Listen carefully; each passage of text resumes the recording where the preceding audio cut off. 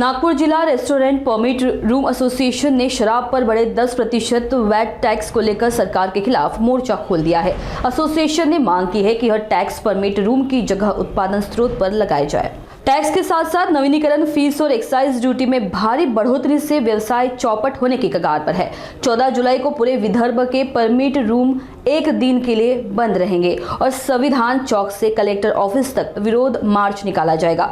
Association ने चेतावनी दी है कि यदि सरकार ने मांगे नहीं मानी तो आगे लाक्षणिक बंद की भी चेतावनी दी जाएगी। तर गावाचा विचार कोणीच केलेला नाहीये। जी वस्तू शहरामध्ये 205 रुपयात विकत घेणार आहे ग्राहक, तोच ग्राहक ग्रामीण भागामध्ये जिथे वाईन शॉप नाही तिथे फक्त FL3 आहेत, त्यांना तिथे 350 रुपये मोजावे लागतील। मग हा ग्राहकावरती अन्याय तर आहेच ना। मग त्याच्यामुळे आमचं नुकसान कसं होईल?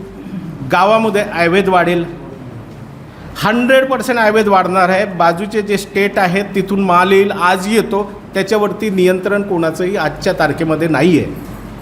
जेवढी यंत्रणा आहे, जिथे काही दिसलं त्यांचा एक तो ग्राहक वाढून जातो, त्याच्याकडनं ते करतात। नंबर 2च्या याला कंट्रोल कुठेही नाही आहे। लोक काय करतील? वाईन शॉपमधून घेतील आणि आजूबाजूला जे अवैध ठिकाणं आहेत, चायनीज ठेले आहेत, गाड्या आहेत, पार्क आहेत, ढाबे आहेत, सावजी भोजनालय आहेत, इथे जाऊन पितील। शेवटी लॉ अँड ऑर्डरचा प्रॉब्लेम कोणाला झेलावा लागणार आहे? आज आजूबाजूच्या लोकांना। कारण की आमच्याकडून घेणार, तिथे जाऊन पिणार। आवाज कोणाच्या विरोधात उठवणार? दारूच्या विरोधात उठवणार। म्हणजे सरकारची नीती चुकीची असायची, सरकार नीती चुकीची टाकायची आणि त्याचा त्रास आम्हाला होणार। म्हणजे सरकार फक्त न विचार करता, आमच्याशी कोणताही सल्लामसलत न करता अशा प्रकारचं भावभाव करते, महसुलात वाढ व्हावी म्हणून ड्युटी वाढ करते। सरकारला एवढंच सांगणं होतं की जर आम्ही भाववाढ किंवा काही वाढवण्याच्या विरोधात नाही आहे, सरकारचा महसूल वाढला पाहिजे, 101% वाढला पाहिजे। पण त्याच्यासाठी तुम्ही जे लायसन्सी आहेत, कमीत कमी त्यांना तर मीटिंगमध्ये घ्या, त्यांच्याकडनं तर सजेशन घ्या की ड्युटी वाढ कशी होईल, महसूल कसा वाढेल।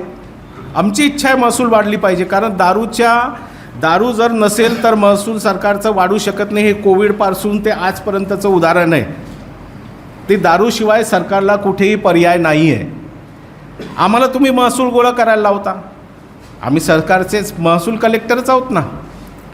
सरकारचं पहिले लायसन फीस द्यायचं, सरकारला महसूल गोळा करून द्यायचं, नंतर जे उरलं ते आमचं राहील। पण फॅसिलिटीज आम्हाला झिरो। सरकारचा जर महसूल अधिकारी असला तर त्याला तुम्ही कोणी मारझाड केली किंवा दुसऱ्या काही शिवगाळ केली तर त्याच्या पाठीमागे त्याच्यासोबत एक पोलीसवाला लागून जातो। पण 12 महिने तुम्हाला जीव धोक्यात घालून सकाळपासून ते रात्रीपर्यंत जो धंदा करतो, तुम्हाला कमवून देतो, सरकार त्याच्या पाठीमागे काहीच आमचं प्रोटेक्शन नाही आहे। आत्ताच आज आणि कालचीच एक बिचारे सरदारजी का ती न्यूज आहे सोशल मीडियावरती, 75 वर्षाचे सरदारजी, त्यांच्या हॉटेलमध्ये एक जण घुसला, त्यांनी पैशाची मागणी केली, भाई तू खा पिया लिया, उसको चक्कू मार दिया यहाँ पे। 75 साल का बेचारा बूढ़ा, वो 75 साल का बूढ़ा अपना घर उस दारू के उस होटल के भरोसे चला रहा, क्योंकि आज वो 45 साल से होटल चला रहे, पण त्याला प्रोटेक्शन नाही। आम्हाला कुठेच प्रोटेक्शन नाही। महसूल अधिकारी फक्त रेतीची गाडी पकडायला गेले तर 10 गाड्या त्यांच्या सोबत राहतात। आम्ही जीव धोक्यात घालून दिवस रात्र काम करतो, त्याच्यावरती काहीच पोलिसांचं संरक्षण नाही। सरकारने करायला पाहिजे, नाही करायला पाहिजे? साधा प्रश्न आहे। आत्ता 8 दिवसापूर्वी यांच्याकडे 5-6 कस्टमर आले होते, त्यांच्यावरती त्यांनी पैसे मागितले, इतने पैसे नहीं देते। अरे भाई खाए पिए पैसे तो देना पडेगे। यांनी पैसे घेतले, मग एका दिवशी त्यांच्या घराजवळ उभे राहते, यांच्याजवळ हमला झाला। कसं करणार आम्ही? धंदा कसं करणार? सरकारला महसूल गोळा करून देतो याचा मतलब आमच्यावरती लोक हमले करतील, सरकारने आम्हाला प्रोटेक्शन द्यायला नको? 100% द्यायला पाहिजे, कारण सरकारचे आम्ही महसूल कलेक्टर आहोत। महसूल तुम्हाला गोळा करून देतो आहे, ॲडव्हान्समध्ये लायसन फीस देतो, ॲडव्हान्समध्ये वॅट देतो, ॲडव्हान्समध्ये आम्ही तुमचं टॅक्स गोळा करून देतो। ह्या सर्व गोष्टी असतानासुद्धा सरकारने आमच्याकडे लक्ष न देणे, कोणत्याच प्रकारचं आमचं न ऐकता अशी भावभाव करणे म्हणजे आमचा धंदा चौपट करणं झालेला आहे।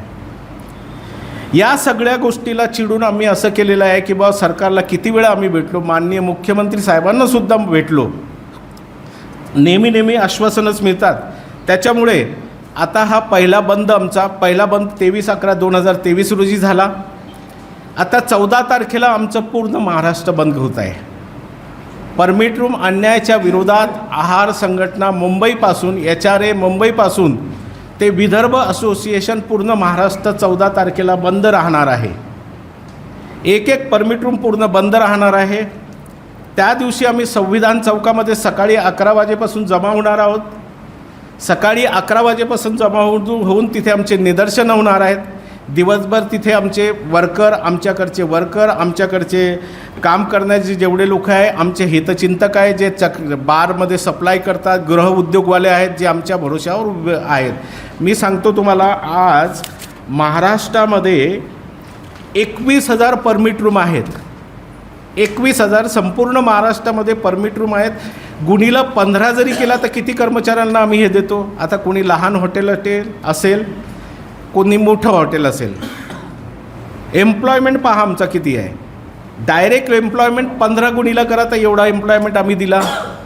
त्याच्यानंतर हॉटेलमध्ये जेवढं आम्हाला जे स्नॅक्स लागते ते गृह उद्योगापासून आम्ही बोलवतो. कारण हल्दीराम, बालाजी ये सबको पसंत नाही आता. घरचं जे आयटम असते ते चवदार असते. त्याच्यापेक्षा मी कोणाची हे नाही करत, बदनामी नाही करत, पण लोकांची चॉईस, ग्राहकांची जी चॉईस असते ते आम्ही लोकांना, आणि थोडं स्वस्ताती पडतं आणि चवी असते म्हणून आम्ही ते गृह उद्योगांनासुद्धा आम्ही काम देतो.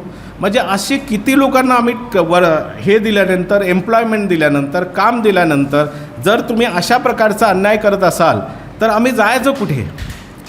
जशी शेतकऱ्यांची अवस्था महाराष्ट्रात होत आहे तशीच आम्ही करायचं का.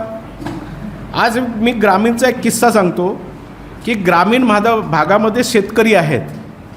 शेती तर होत नाही, 12 महिने आजकाल तुम्हाला माझा असमतोल झालेला आहे. त्या लोकांच्या, त्यांच्या मुलांना नोकऱ्या मिळत नाही आहे. मग बापाचं हे होतं की शहराकडे मुलं जाण्यापेक्षा इथे मी त्याचा बिझनेस टाकून देतो.